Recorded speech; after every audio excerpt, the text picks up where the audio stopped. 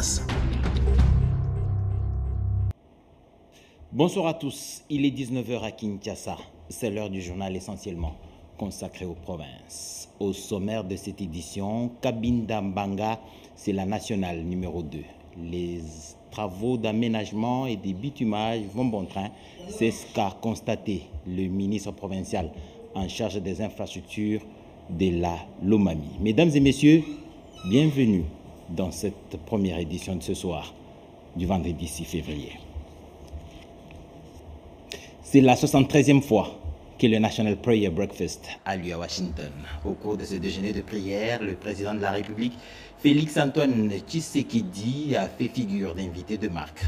Les éloges du président américain Donald Trump en disent long sur le rôle que la RDC a joué dans les enjeux économiques mondiaux à venir. Le résumé de ces moments de prière et de contact avec Pierre Kimambé Soumouy.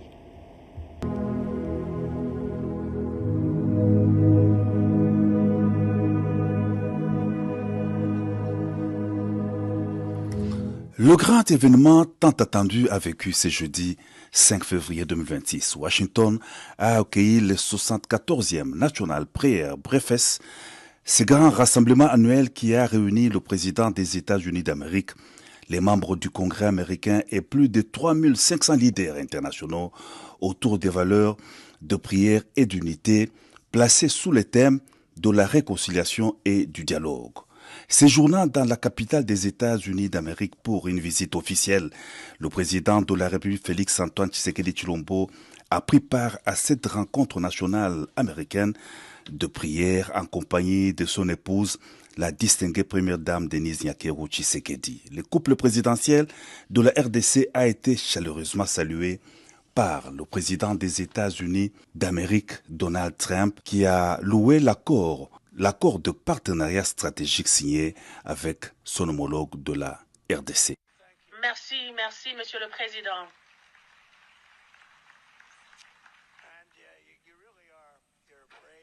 C'est un homme brave.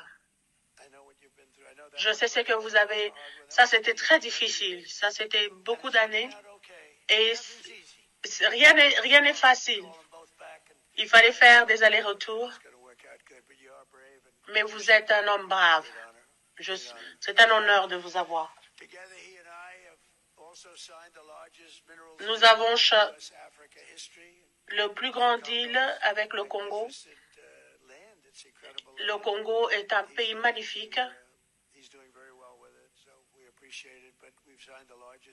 Nous avons signé le contrat le plus grand avec des entreprises qui vont aller là-bas. Merci beaucoup, Monsieur le Président. Merci, Monsieur le Président.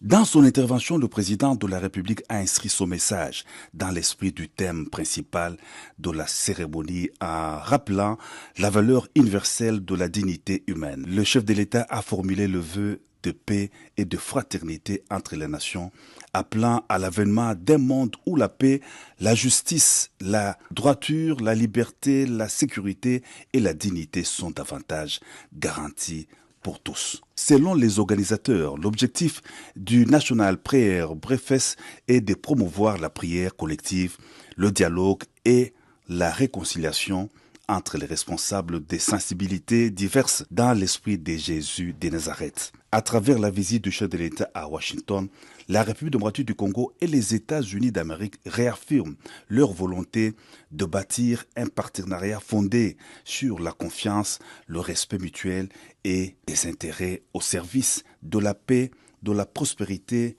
et la stabilité régionale et internationale.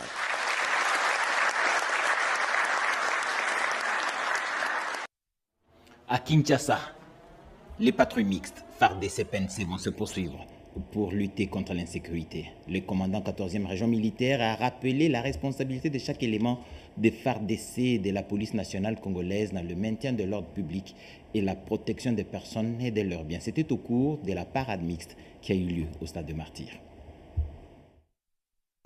Au cours de cette parade, les éléments des unités des forces armées de la République démocratique du Congo et de la police nationale congolaise de Kinshasa ont été sensibilisés sur la mission qui est la leur. Le général-major Stazin Mbouyoukizimu leur a d'entrée des jeux présenté les vœux du chef d'état-major général des forces armées de la République démocratique du Congo et du commissaire général de la police nationale congolaise aux militaires et policiers de la ville de Kinshasa. Le commandant 14e région militaire a mis l'accent sur la trilogie qui s'exprime en termes de forces armées, de la police nationale et de la population congolaise. Nous appartenons tous à une même nation, qui est la nation congolaise, et au même père, qui est le garant de cette nation, Félix Antoine Tshisekedi Tshilombo, a tenu à rappeler le général-major. Il a insisté sur la vigilance de chaque élément de forces armées de la police nationale en cette période où certains traîtres cherchent à saper la sécurité et la quiétude de la population quinoise en particulier et congolaise en général. Le commandant 14e région militaire a déclaré être déterminé avec son collègue du commissariat provincial ville de Kinshasa, le commissaire divisionnaire Israël Kantou Bakulu, à œuvrer pour l'instauration effective de la sécurité à Kinshasa. Il a mis en garde ses compagnons d'uniforme d'armée et de la police contre l'utilisation abusive des réseaux sociaux et l'immixtion dans les conflits fonciers. C'est par un défilé que la cérémonie s'est terminée. Il a été lancé ce vendredi un projet dans le secteur de la santé à Bunia, précisément en faveur des personnes déplacées affectées par les conflits armés en Ituri. Le projet sera exécuté dans 3 zones de santé du territoire de Mahagi. Au moins 25 000 personnes déplacées internes, retournées, membres des communautés hautes ainsi que des réfugiés rapatriés sont concernés par le projet d'appui intégré aux solutions durables et à la résilience des communautés affectées par les déplacements en Ituri. Intitulé Mahagi Jami Imara Keshobora, une communauté forte et un avenir durable à Mahagi. Ce projet a été lancé ce jeudi 5 février à Bunia, financé par l'Union européenne à hauteur de 10,8 millions d'euros et mise en œuvre par l'Organisation internationale pour les migrations, OIM. Il vise à renforcer la résilience des communautés touchées. Ce projet s'inscrit dans une logique de solutions durables pour les populations affectées, a précisé Issoufou Kosikoye Moussa, chef de bureau de l'OIM à Bunia. Il vise à renforcer la cohésion sociale, soutenir la relance économique locale, améliorer l'accès aux services essentiels et promouvoir une gouvernance inclusive en plaçant les communautés et les autorités locales au cœur de l'action. Un projet jugé opportun par l'administrateur militaire du territoire de Mahagi, le colonel Jacques Dissano Alaloua, qui a salué son lancement. Le projet que nous accueillons aujourd'hui arrive à un moment crucial. Il répond aux besoins réels de nos communautés et s'inscrit dans une vision de solutions durables en mettant l'accent sur la résilience, la paix et le développement local.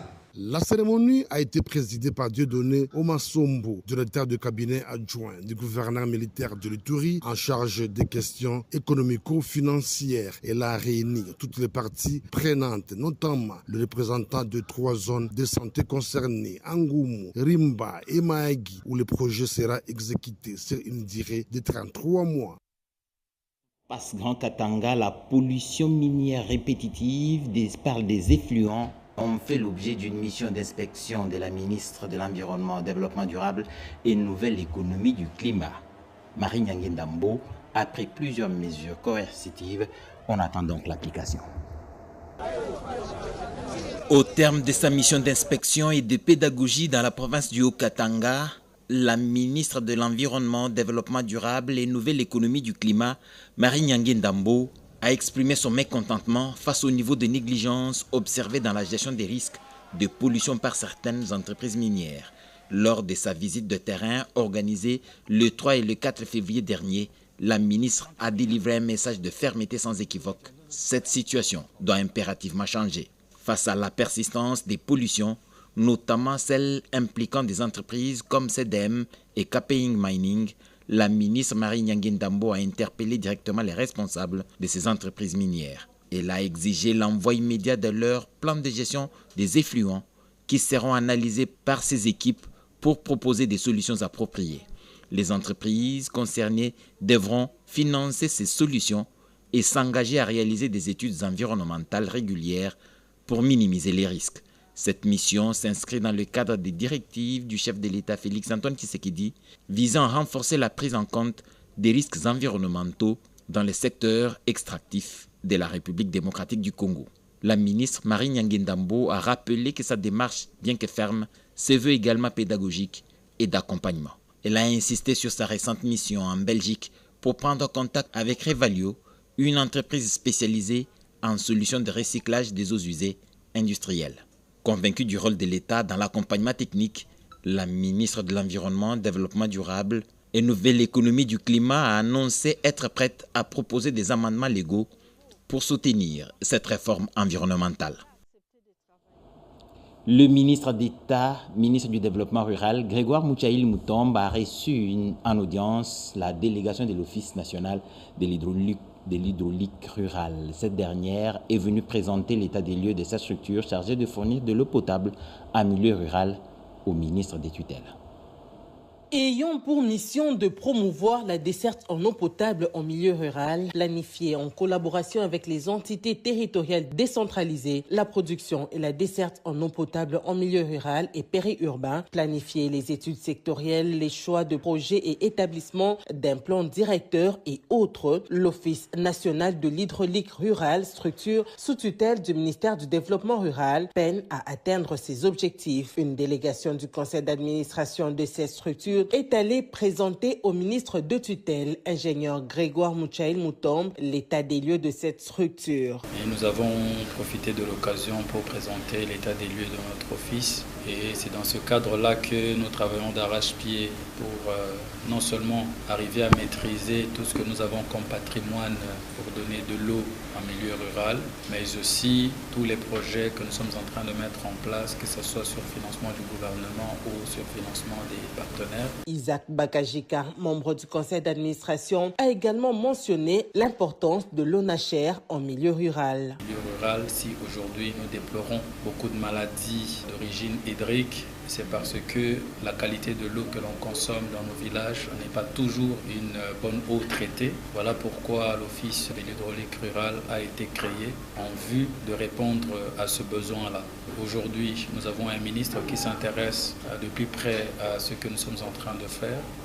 Il a trouvé beaucoup de contraintes liées non seulement au traitement de notre personnel, mais aussi la canalisation de nos différents besoins. Il est en train de trouver des solutions progressivement. Le ministre d'État du Développement rural, ingénieur Grégoire Moutchaïl Moutombe, travaille d'arrache-pied pour revitaliser les milieux ruraux en s'appuyant sur des structures telles que l'Office national de l'hydraulique rurale. La population du Grand Bandundu a alerté le ministre délégué à la Défense nationale, Eliezer Tamboué, sur la dégradation avancée des infrastructures routières dans ce coin du pays. Cette alerte a été faite lors du récent séjour du ministre délégué à la Défense nationale en charge des anciens combattants dans cette partie du pays, dans le cadre de sa mission de pacification en vue de la résolution du conflit opposant les Téké et les Yaka. D'autres éléments dans ce reportage de Serge Merlemata. Tête à tête, c'est jeudi 5 février 2026 à Ville de Béni entre le vice-gouverneur policier de la province du Nord Kivu et une délégation de la société Casgold, conduite par son numéro 1, Kasereka Mouliangassou. La délégation n'est pas venue les mains vides. Elle est venue exprimer ce soutien aux efforts socio-sécuritaires du pouvoir public provincial à livrer gratuitement une moto de grande puissance. Il s'agit d'un engin doté d'un moteur de 250 chevaux à 6 vitesses, spécialement conçu pour les interventions rapides de l'armée et de la police, mais également pour le pistage. Il escorte des cortèges officiels. En réceptionnant les clés de cette moto au nom du gouverneur militaire du Nord Kivu, le général-major Évariste Kakule Somo a mission, le commissaire divisionnaire Louis Segon Karawa, vice-gouverneur policier, a salué ces gestes citoyens et patriotiques. C'est une moto qui est destinée pour la province. Alors le chef de la province c'est à Goma, donc les jours où on va quitter ici, on va ramener ça avec nous. Mais en même temps, on va faire quand même plaidoyer pour qu'on puisse doter la police de plusieurs de motos comme ça, même quelques unités d'intervention de l'armée, ça va beaucoup nous aider, surtout que ce sont des motos qui sont quand même puissantes. C'est donc constitue un message d'encouragement aux autorités provinciales engagées dans la restauration de la sécurité, a déclaré Dalzo Mumbere, secrétaire de Francisca Kombani, chargé du marketing des Casse Gold. La cérémonie s'est clôturée par les essais de cette moto sous le regard joyeux des participants. Vous venez de suivre plus tôt à Butembo les vice-gouverneurs policiers qui réceptionnaient des engins destinés à la mobilité des policiers dans la ville de Butembo. Nous revenons sur cette activité dans le Grand Bandundu. La population du Grand Bandundu a alerté le ministre délégué à la Défense nationale, Eliezer Tamboué, sur la dégradation avancée des infrastructures routières dans ce coin du pays. Cette alerte a été faite lors du récent séjour du ministre délégué à la Défense nationale en charge des anciens combattants dans cette partie du pays dans le cadre de sa mission de pacification en vue de la résolution du conflit opposant les Téké et les Yaka. D'autres éléments dans ce reportage de Serge Merlin Mata et Jérémy Kawete.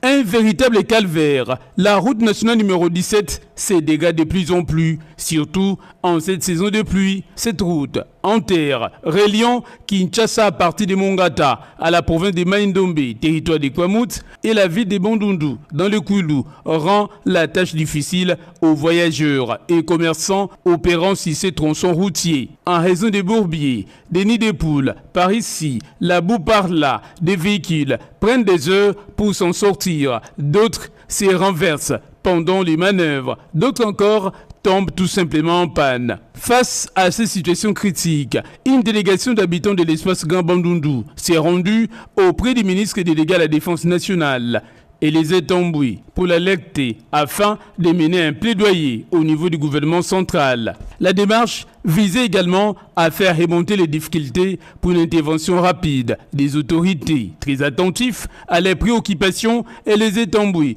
a promis de faire part de les doléances à son collègue des infrastructures et travaux publics dans un bref délai. Cette action s'inscrit dans une dynamique de gestion responsable de l'environnement et de la sécurité des citoyens. Dans l'entretemps, la 13e session de la conférence des gouverneurs des provinces se tiendra très prochainement dans la ville de Bandundu, chef-lieu du Kwilu. Ce sera une opportunité de booster les infrastructures locales. À Bunia, le chantier de modernisation de l'aéroport de Morongo avance à grands pas. Déjà réalisé à plus de 80%, ce projet stratégique approche son terme. Mais au-delà de l'état d'avancement, il symbolise un espoir collectif et s'impose comme un moteur de développement pour l'ensemble de la province. C'est un reportage de Junior Selimani. Ce chantier symbolise l'espoir d'un Ituri plus connecté et ouvert au développement. Premier changement visible, la piste d'atterrissage qui est passée de 1850 à 2500 mètres permettra désormais l'atterrissage de gros porteurs. Autre amélioration majeure, le tarmac dont la superficie a doublé, passant de 14 000 à 28 000 mètres carrés. Contrôle en train d'être terminé. Sur place, Sarah Mugissa, chargée de communication, rassure que les travaux avancent conformément au calendrier pour l'entreprise 100% congolaise Mogabaon Sarli.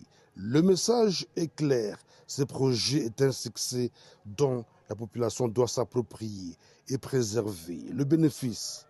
Alors, comme vous pouvez le remarquer avec moi, les travaux ont considérablement avancé ici à l'aéroport national Morongo de Bunia. Actuellement, on est à plus de 80% d'exécution des travaux. Nous sommes déjà en train de finir la deuxième partie du tarmac qui a été prolongée.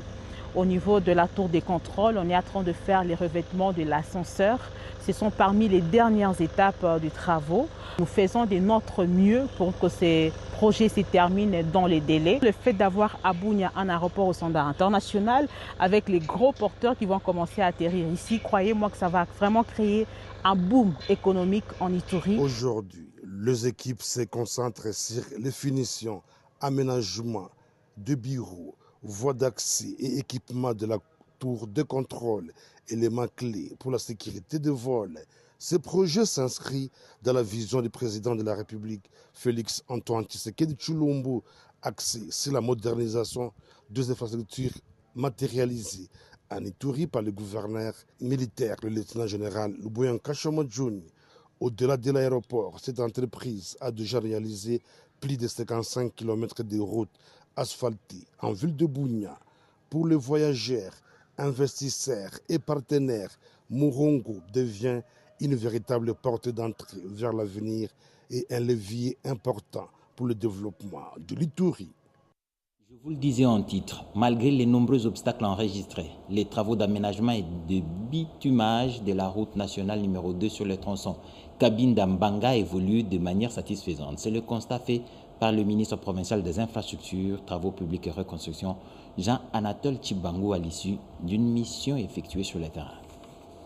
Lancés en décembre 2024 par le président de la République, les travaux enregistrent une avancée notable sur les lots 2 situés à Katoka en territoire de Cabinda. À ce jour, l'installation de la base principale de Katoka est achevée à 100%, tandis que la base vie secondaire de Jimba est réalisée à 50%. La centrale d'enrobage est déjà installée et une seconde est en cours de mobilisation. La centrale de concassage est pleinement fonctionnelle. Les ciments, des fils de bitume, des moellons sont disponibles ainsi que des bordures en pleine fabrication. Sur les 134,5 km prévus pour les lots 2 de Cabinda à Mbanga, les travaux exécutés à ce jour comprennent notamment les débroussailلاges et les dégagements des emprises sur les 45 km ainsi que 15 km de la couche des formes. 8 dallos sont déjà achevés et d'autres en pleine exécution. La construction des caniveaux évoluait normalement afin de drainer les eaux des pluies. Les chefs de l'eau et représentants de la mission des contrôles, M. Kra Jean-Claude, a reconnu l'existence de plusieurs contraintes ayant ralenti les rythmes d'exécution. Il s'agit notamment de la lenteur dans la libération des emprises routières, de la délocalisation de la fibre optique des liquides Telcom, des effets de la saison des pluies, ainsi que du retard dans l'indemnisation de certaines populations riveraines. Face à ces défis, les autorités provinciales appellent la population au calme et à la collaboration. Jean-Anatole Tshibangou a réaffirmé l'engagement du gouvernement provincial à mener ces projets à son terme. Il a également plaidé pour l'évacuation urgente des bourbiers sur les tronçons Cabinda-Katoka et a annoncé le démarrage de la semaine prochaine de travaux d'entretien du ravin du camp 5R.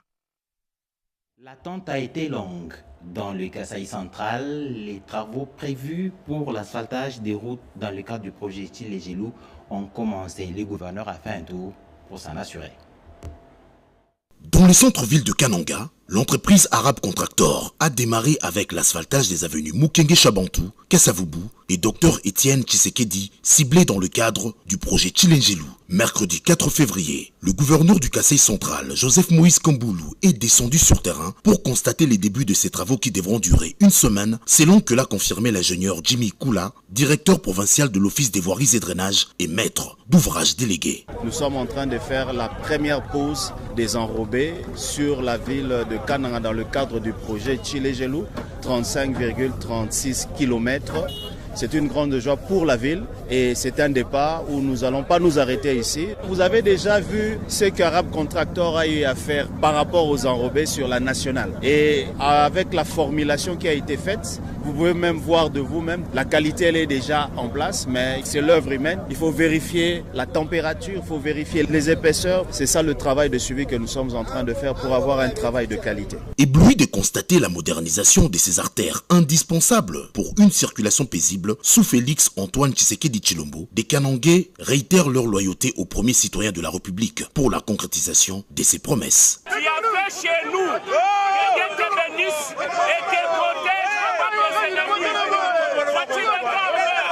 Lancés en juin 2025, les travaux de réhabilitation de la chaussée, à ce jour à la pose de couches de roulement, interviennent au lendemain de la visite de travail du chef de l'État au Kasaï central, un signal fort qui symbolise le rapprochement de l'exécutif provincial.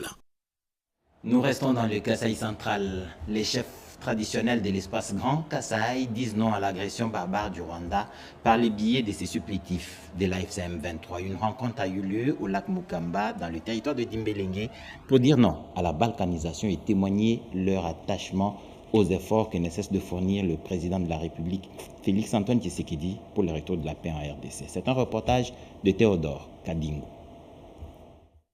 Arrivé à Kananga vendredi 30 janvier 2026, à bord d'un régulier des CAA, de M. Wilson Mpongo, était chaleureusement accueilli au bas de la passerelle par un groupe restreint des cadres du parti, ainsi que par plusieurs chefs coutumiers de la ville de Kananga et de l'Interlande.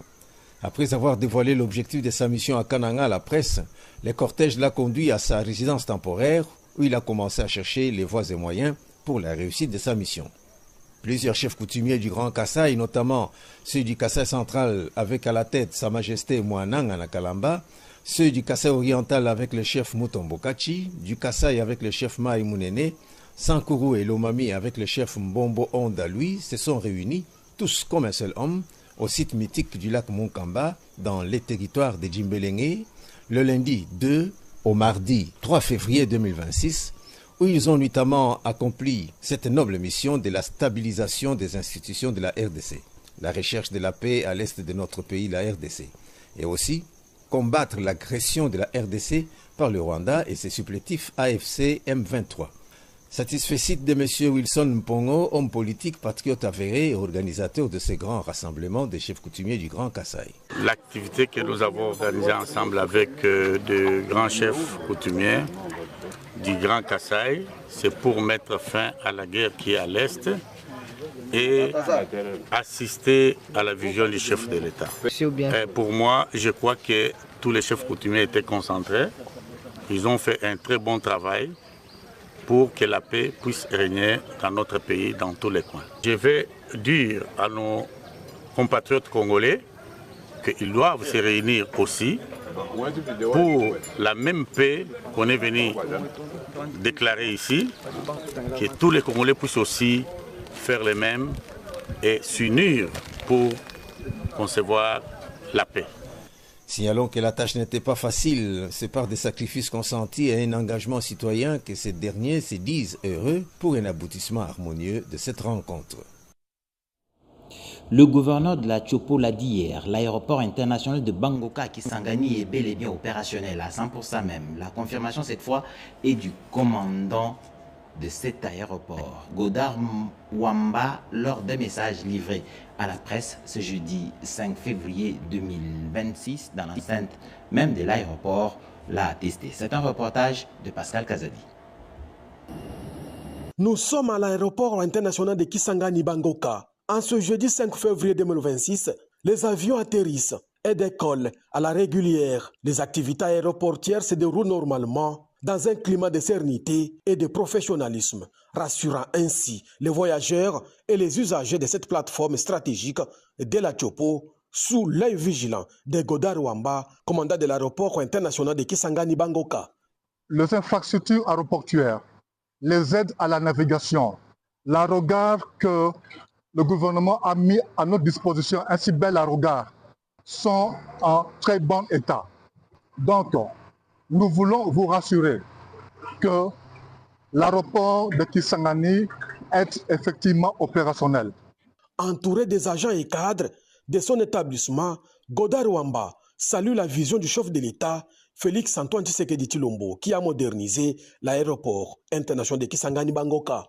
C'est avec une profonde gratitude et une immense reconnaissance que je tiens à adresser mes plus sincères remerciements au président de la République, son Excellence Félix Antoine Tshisekedi, chef de l'État, et au gouvernement de la République pour la volonté opiniâtre de moderniser les aéroports de la RDC et en particulier celui de Kisangani Bangoka, lequel à ce jour est éligible pour sa certification conformément à la réglementation internationale.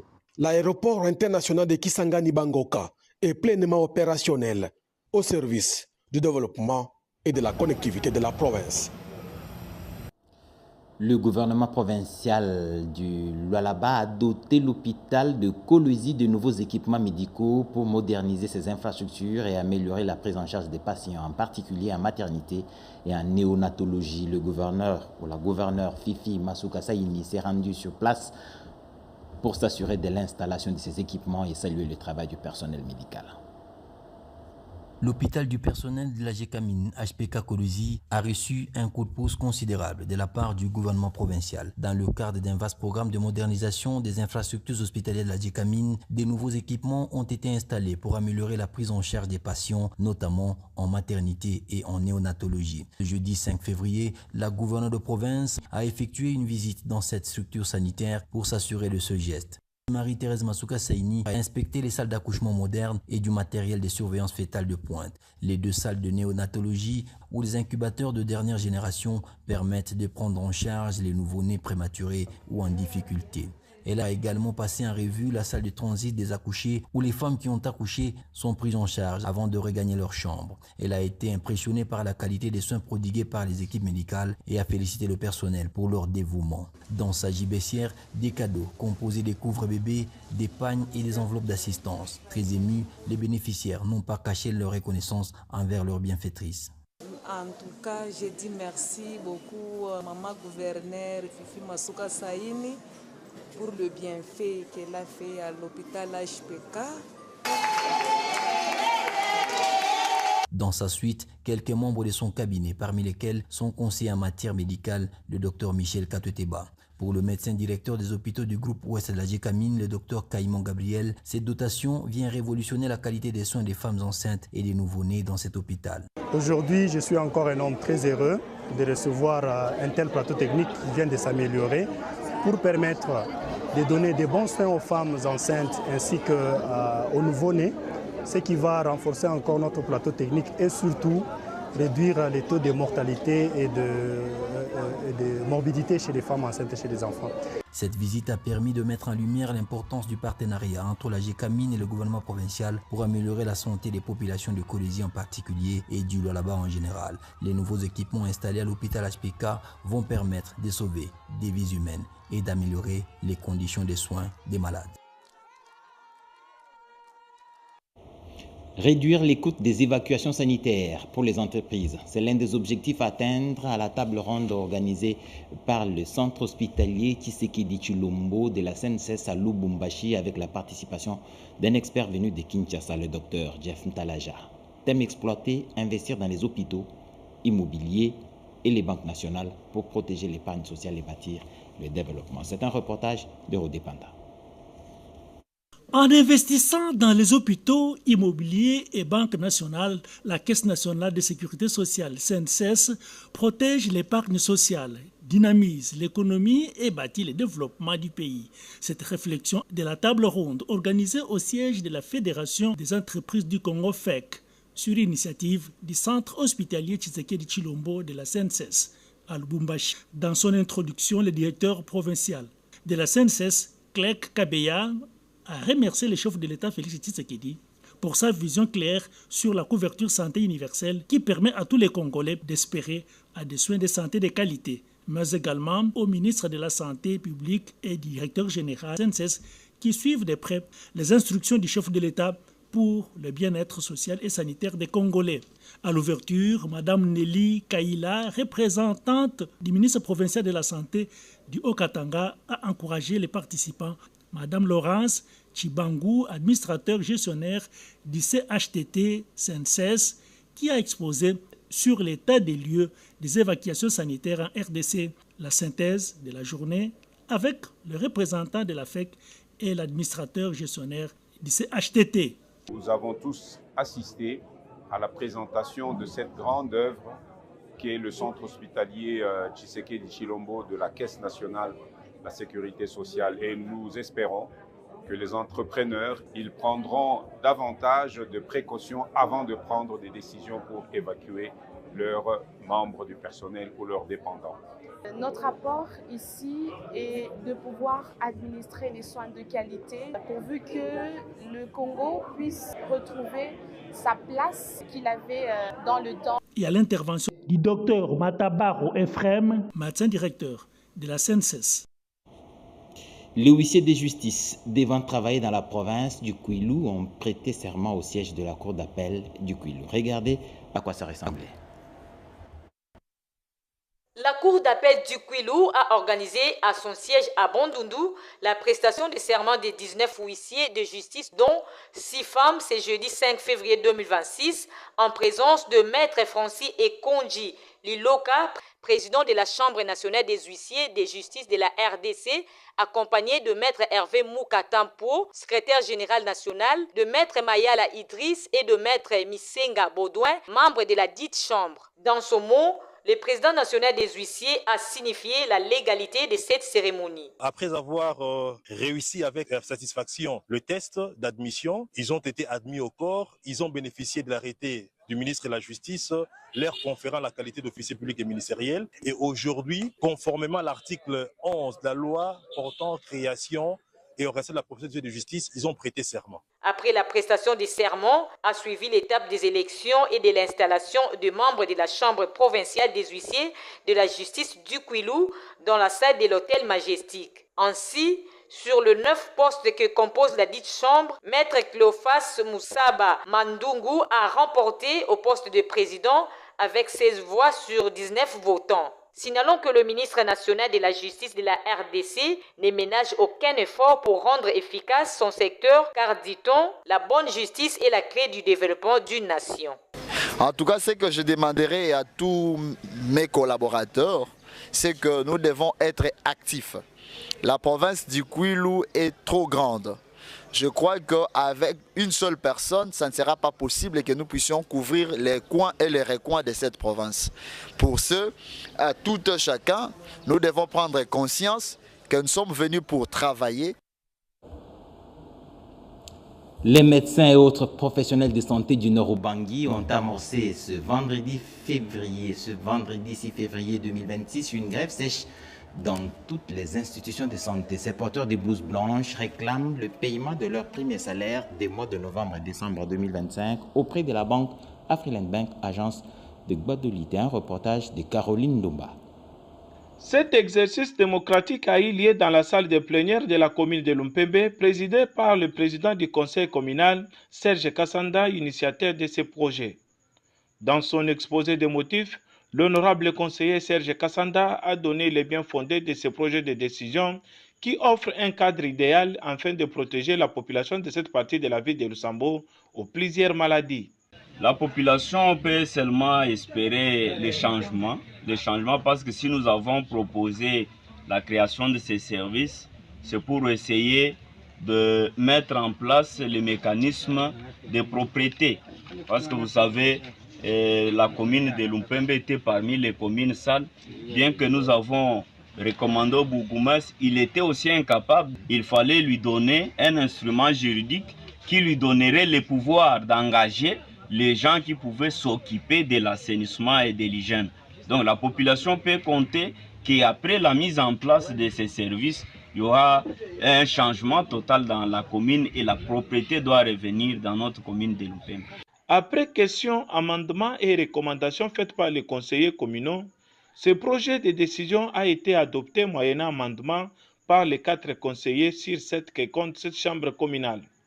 Notons que le conseil communal de Lumpembe est l'un des 4 conseils communaux qui composent la ville de Lusambo, dirigée par l'honorable président Serge Kassanda.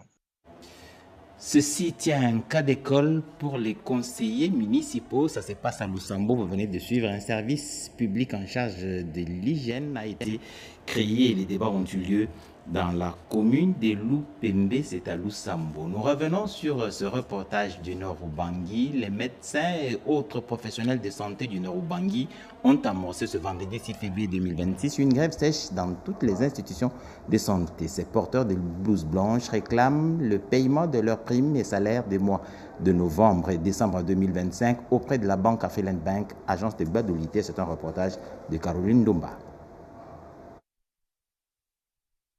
Le médecin et autres professionnels de la santé du Nord-Ubangi ont amorcé ce vendredi 6 février 2026 une grève sèche dans toutes les institutions de la santé. Ce porteur de blousons blancs réclame le paiement de leurs primes et salaires du mois de novembre et de décembre 2025 auprès de la banque Afriland First Bank, agence de Gbadolite. Après un ultimatum donné depuis la semaine passée, l'Assemblée générale de tout le corps soignant du Nord-Ubangi, présidée par les syndicats nationaux de médecins, a annoncé hier jeudi 5 février, une grève sèche dans les établissements publics de la santé. Chose promise, chose faite. Le matin de ce vendredi 6 février, l'hôpital général de référence de Gbadolité et autres centres de santé de la zone de santé de Gbadolité n'ont pas accueilli de nouveaux malades. Aucun médecin n'était dans ses blousons blancs pour travailler. À l'hôpital général de Gbadolité, le laboratoire, la pharmacie, le bloc opératoire, même la maternité sont fermés. De leur côté, le malade et leur garde ne savent à quel sein s'avouer.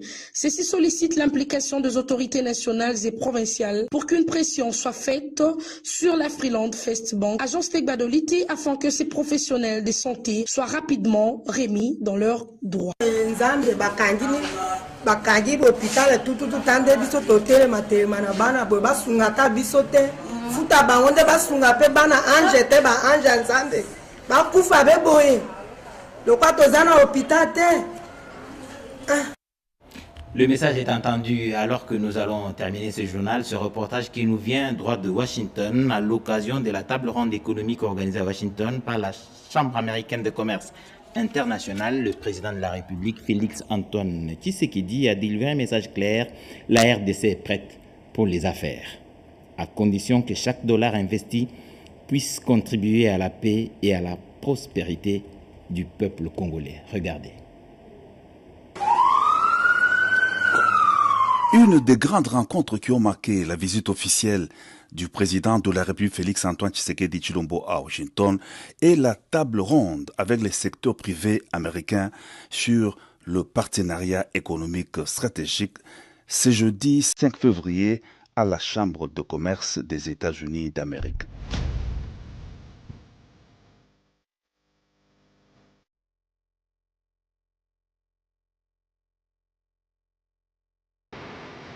Des hommes d'affaires, potentiels investisseurs américains, sont venus recevoir de la bouche la plus autorisée l'invitation à venir explorer des nouveaux marchés, des opportunités d'investissement en République démocratique du Congo dans un partenariat gagnant-gagnant.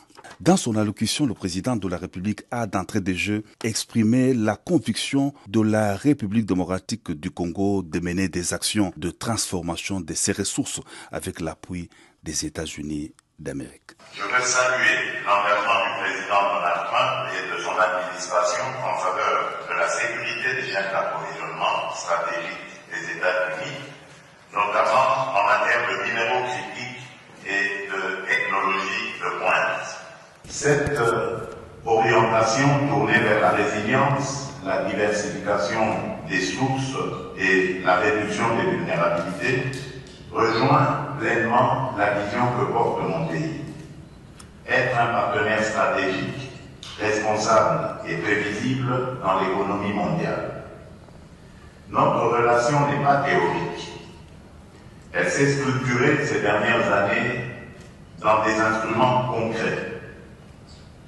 On a d'abord la déclaration conjointe États-Unis, République démocratique du Congo, Zambie, sur le développement d'une chaîne de valeur pour les batteries de véhicules électriques qui vise à construire du Katanga aux chaînes d'assemblage un continuum industriel créateur d'emplois et de valeur ajoutée.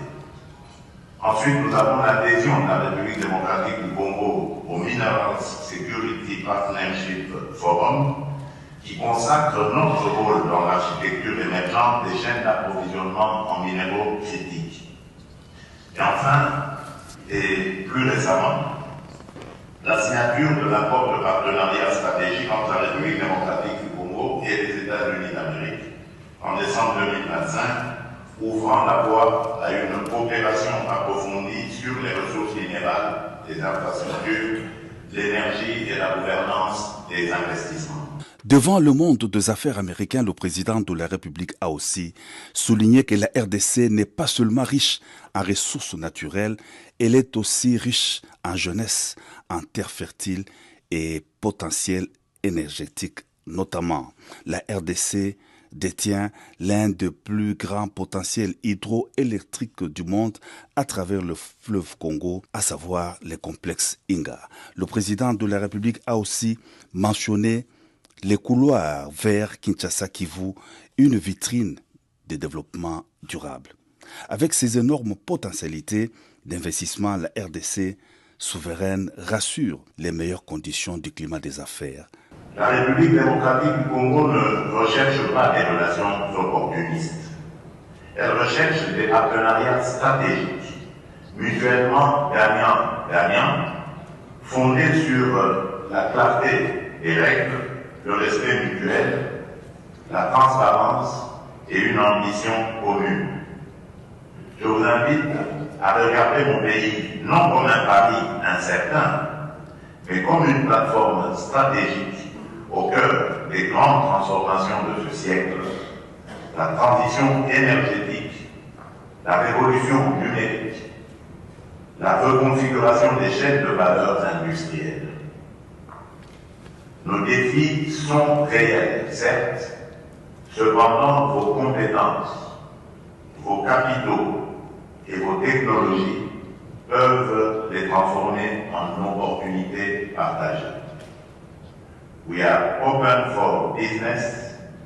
We are ready to move forward with you. Notre cap est clair. Notre engagement est total. À vous maintenant de saisir l'opportunité d'investir avec visibilité, de produire avec ambition et d'innover avec impact aux côtés du peuple congolais. Je vous remercie.